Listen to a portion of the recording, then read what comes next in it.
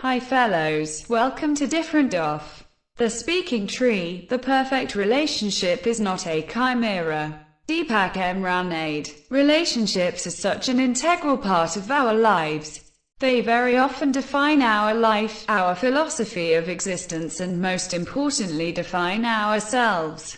Using the rather clichéd classification so routine in our medical school, one could broadly classify relationships into three categories: congenital, essential, and acquired. The congenital ones quite simply are blood relatives. Essential relationships are mandated by circumstances such as those related to work, study, or one's neighborhood. Acquired relationships are ones that we electively choose to initiate, nurture and maintain. These typically include our spouse, partners, companions, close friends, mentors, and spiritual guides.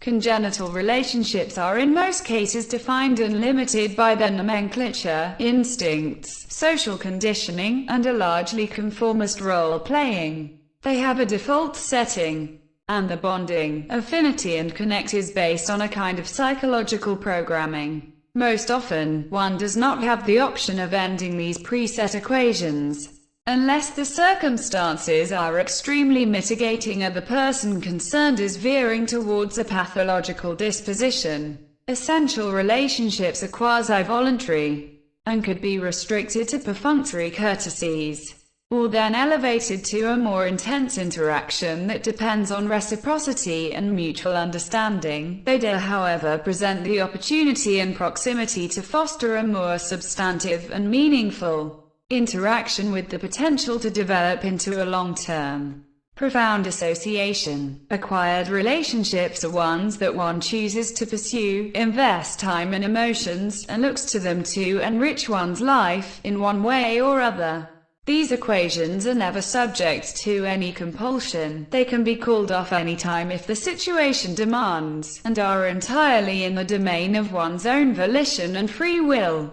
My good fortune and intensity as a seeker opened the doors of a "perfect relationship." Interaction with him was a realization of sorts.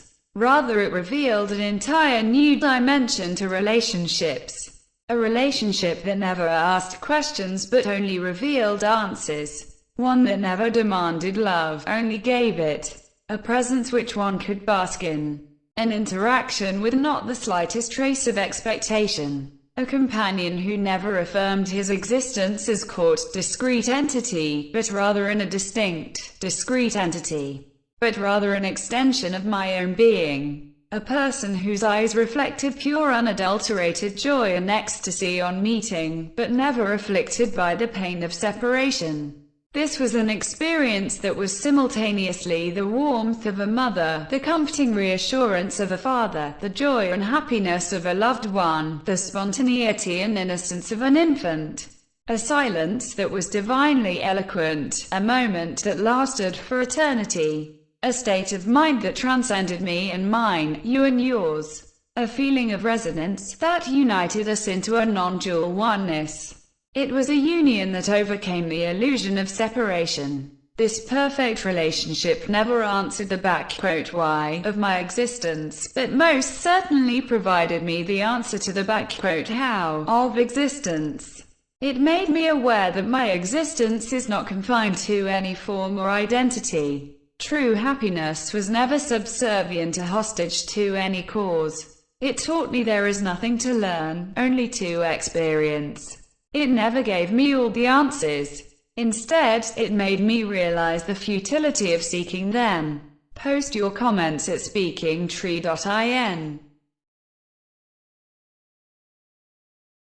Disclaimer: we cannot guarantee that the information in this Diffed Off video is 100% correct. Data are received from TOI Daily, Google. Check description for more information. Be sociable, like and share, and subscribe for get updated with our video. Have a good one.